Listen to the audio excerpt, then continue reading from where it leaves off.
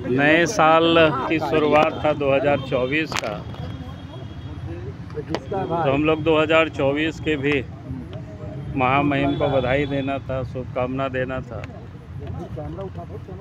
क्योंकि जिस दिन हम सब लोग आना चाह रहे थे 3 तारीख को, तो उस दिन यहाँ उपस्थित नहीं थे।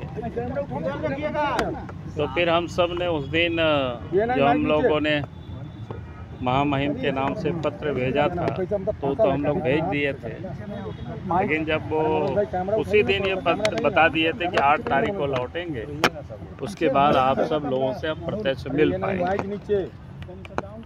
जब ये पता चला कि कल वो आए, तो आज हम लोगों ने समय लिया था और फिर 5 बजे समय हम लोगों को दिया है। और पहले तो महामहिम से हम लोगों ने ये नहीं माइक नीचे कर भाई 2024 नए साल की हम सब लोग उनको बधाई दिए, शुभकामना दिए। और फिर से हम लोगों ने जो 3 तारीख को जो पत्र हम लोग भेजे थे महामहिम को, उसका हम सब लोगों ने उनको स्मरण कराए और उनसे हम लोगों ने ये निवेदन किया है कि आज वर्तमान हेमंत सोरेन की सरकार है, वो जानबूझ करके संवैधानिक संकट को खड़ा करने की वो कोशिश कर रहे हैं।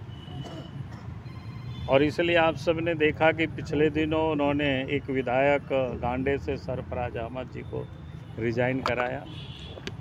बड़ा अफरा तफरी थी कि उन्होंने विधायकों को भी बैठक में बुलाए,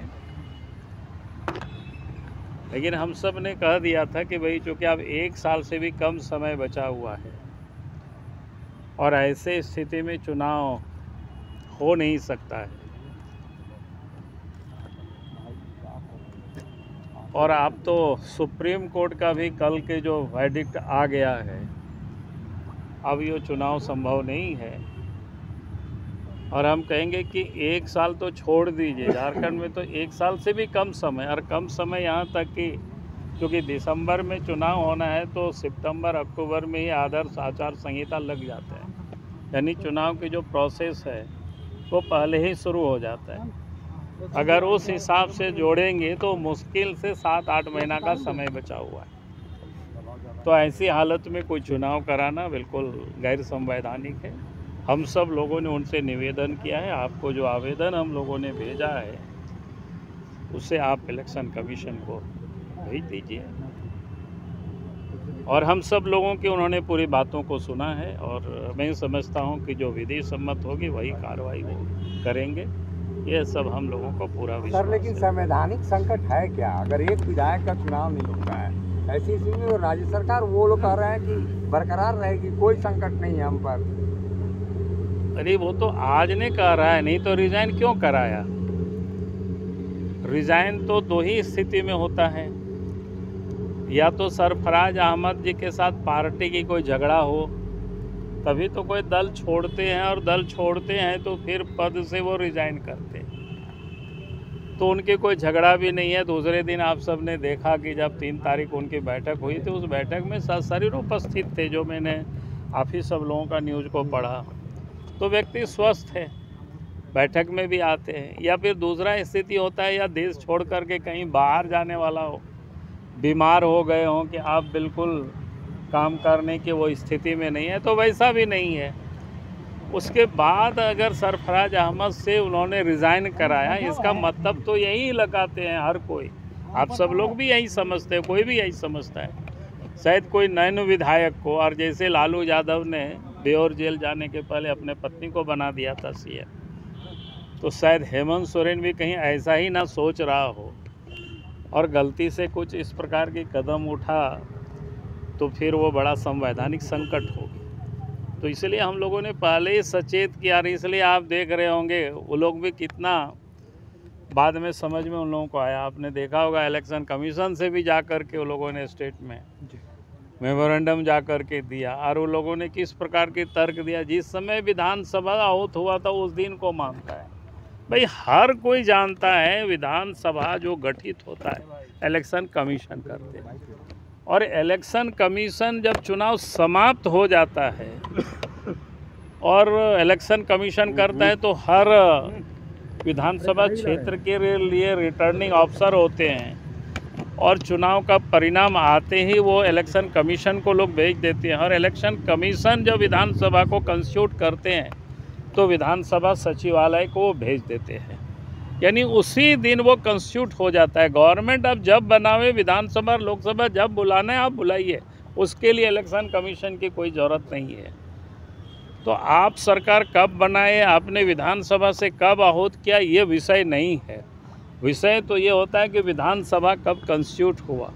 इसलिए अगर आप सब लोग इलेक्शन कमीशन से पूछिए वो कब चुनाव कराएगी, उनके हिसाब से थोड़ा है कि वो आपकी सरकार नहीं बनी, आपकी सरकार बनने में देर हुआ, आपने विधानसभा को बुलाने में देर किया, तो उससे उनको कोई मतलब नहीं है। विधानसभा तो उसी दिन कंस्टिट्यूट हो गया जिस दिन इलेक्शन का यहाँ रिटर्निंग ऑफिसर ने रिजल्ट के बाद इलेक्शन कमीशन को नाम की सूची भेज दी, और वहाँ से गठित करके उन्होंने विधानसभा को भेज देते हैं कि इस दल के कौन कौन प्रत्याशी चुनाव जीते हैं, कौन निर्दलीय हैं, सब कुछ वो भेज देते हैं। फिर उस आधार पर विधानसभा अध्यक्ष अपना अग्रतर कार्रवाई करते हैं, लेकिन विधानसभा तो उसी दिन कंस्टिट्यूट हो जाता है। तो लोगों को भ्रमित करने की, दबाव में लाने की कई कोशिशें चल रही है। और कल तो सुप्रीम कोर्ट का भी जो जजमेंट आया वो तो एकदम क्लियर कर दिया, और यहाँ तो हमने कहा कि 1 साल तो से भी बहुत ही कम है, यानी चुनाव की प्रक्रिया तो अक्टूबर से ही प्रारंभ हो जाएगी। झारखंड में नए साल के साथ ही जिस तरह से राजनीतिक सरगर्मी देखने को मिली, तो कहीं ना कहीं राज्यपाल के वापस आने के बाद वही दृश्य दोहराता हुआ नजर आ रहा है। राज्यपाल के एक बार फिर से रांची वापस आने के बाद यहाँ भाजपा प्रदेश अध्यक्ष बाबूलाल मरांडी उनसे मुलाकात करने पहुंचते हैं, और मुलाकात कर सीधे तौर पर झारखंड के वर्तमान राजनीतिक हालात पर चर्चा करते हैं। जी हां, बाबूलाल मरांडी ने यहां पर मीडिया से बातचीत करते हुए बताया कि किस तरह से झारखंड में वर्तमान में राजनीतिक अस्थिरता देखने को मिल रही है, जिसके कारण आनन फानन में विधायक दल की बैठक कराई गई, और इस बैठक के बाद जब कुछ निष्कर्ष नहीं निकल पाया तो गांडे में उपचुनाव कराने की प्रक्रिया यहाँ पर की जा रही है, जिसे लेकर सिफारिश भी की गई है चुनाव आयोग में जेएमएम की तरफ से। ऐसे में बाबूलाल मरांडी ने राज्यपाल से ये अनुरोध किया है कि 1 साल के भीतर चुनाव नहीं होने चाहिए, 1 साल से पहले ही चुनाव की प्रक्रिया शुरू हो जानी चाहिए। अगर शासनकाल में केवल 1 साल बचा है तो यहाँ पर चुनाव नहीं हो सकते। वहीं उन्होंने लालू प्रसाद यादव और राबड़ी देवी का भी यहाँ पर उदाहरण दिया और बताया कि किस तरह से सुप्रीम कोर्ट ने भी यह कह दिया है कि 1 साल जब शेष रहे तब चुनाव नहीं हो सकते हैं। ऐसे में यहाँ पर बाबूलाल मरांडी ने अपनी बात राज्यपाल से रखी है, और राज्यपाल ने भी उन्हें आश्वासन दिया है कि इस पर वो अपनी नज़र रखेंगे। अब देखने वाली बात रहेगी कि इस मुलाकात के बाद झारखंड की राजनीति किस ओर करवट लेती है, क्योंकि लगातार कुछ ना कुछ नया देखने को मिल रहा है। फिलहाल इसके साथ प्रभात खबर से मैं राजलक्ष्मी। प्रभातखबर.com, विश्वास वही, रफ्तार नहीं।